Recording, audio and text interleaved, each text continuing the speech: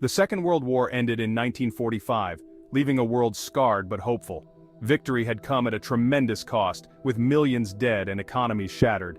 Yet, from the ashes of conflict arose the promise of a new world order. The United States and the Soviet Union, once allies against Nazi Germany, emerged as the world's two superpowers. Their wartime cooperation, however, quickly dissolved into suspicion and mistrust, paving the way for a new era of geopolitical tension, the Cold War. This war was unlike any before it. It was a clash of ideologies, a global struggle between capitalism and communism.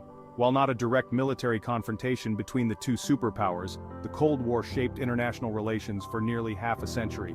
It fueled proxy wars, espionage, and an arms race of unprecedented scale, casting a long shadow over the latter half of the 20th century. The roots of the Cold War lay in the closing months of World War II. As the Allied powers prepared for the post-war world, fundamental differences between the United States and the Soviet Union became increasingly apparent. These differences, rooted in ideology, history, and national interest, would ultimately lead to the division of Europe and the emergence of a bipolar world. This essay will explore the origins, key events, and lasting consequences of the Cold War. By understanding this pivotal period, we gain valuable insights into the forces that shape the modern world and continue to influence international relations today. The wartime alliance between the United States and the Soviet Union was one of necessity, born out of a shared enemy in Nazi Germany. Yet even as they fought side by side, deep ideological and geopolitical differences simmered beneath the surface. The US, a capitalist democracy, championed individual liberty and free markets. The Soviet Union, under Joseph Stalin's totalitarian rule, prioritized state control and the suppression of dissent. These contrasting visions for the post-war world became increasingly evident as the war drew to a close. The Soviet Union, having endured a brutal invasion and the loss of millions of its citizens, sought to secure its borders and expand its sphere of influence in Eastern Europe. The United States, meanwhile, aimed to promote democracy and free trade while preventing the spread of Soviet communism. Adding to the tension was the legacy of mistrust that predated the war. The US had refused to recognize the Soviet government following the Bolshevik Revolution in 1917.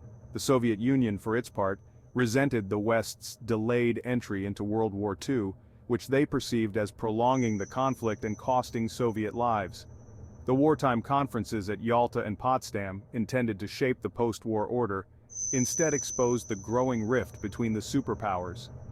Disagreements over the future of Poland and Germany in particular highlighted the challenges of reconciling their competing interests.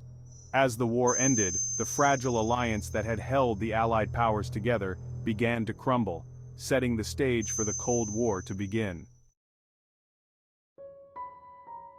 In 1946, George F. Kennan, the U.S. Charge d'Affaires in Moscow, sent a lengthy telegram to Washington that would profoundly shape American foreign policy for decades to come. Known as the Long Telegram, Kennan's analysis provided a stark assessment of the Soviet Union and its intentions in the post-war world. Kennan argued that the Soviet leadership was inherently expansionist, driven by a combination of Marxist-Leninist ideology and traditional Russian insecurity. He believed that the Soviet Union viewed the West as a fundamental threat to its existence and would seek to undermine and weaken it at every opportunity. Kennan's telegram painted a bleak picture of Soviet intentions. He described the Soviet system as inherently hostile to the West, driven by an insatiable desire for power and expansion. He argued that Moscow would exploit any opportunity to advance its interests, whether through military force, subversion, or propaganda. The Long Telegram had a profound impact on American policymakers.